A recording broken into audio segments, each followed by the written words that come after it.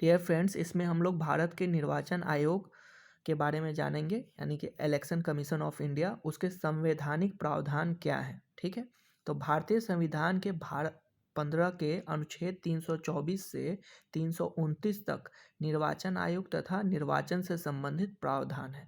तो आपको इस बात को ध्यान में रखना है कि इंडियन कॉन्स्टिट्यूशन भारतीय संविधान के किस भाग में, तो भाग 15 में, और कौन कौन सा आर्टिकल, तो अनुच्छेद जो है, आर्टिकल को हिंदी में अनुच्छेद बोलते हैं, तो अनुच्छेद 324 से लेकर 329 तक निर्वाचन आयोग तथा निर्वाचन से संबंधित प्रावधान हैं। ठीक है, और निर्वाचन आयोग एक अखिल भारतीय निकाय है जिसका काम है केंद्र व राज्य सरकारों के लिए चुनाव संबंधी दिशा निर्देश का कार्य करता है। ठीक है, केंद्र सरकार से संबंधित जो भी है और राज्य सरकार से संबंधित।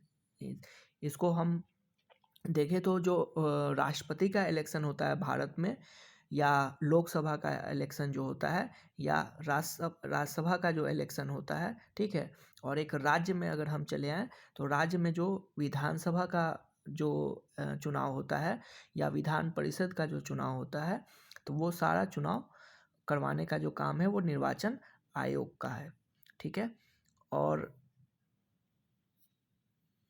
दूसरी बात आपको ध्यान में रखना है कि राज्यों में जो भी पंचायत लेवल का जो चुनाव होता है, या जो निगम का चुनाव होता है, उसमें भारत के चुनाव आयोग का कोई संबंध नहीं होता है। इसके लिए भारत के संविधान में अलग राज्य निर्वाचन आयोग की व्यवस्था की गई है।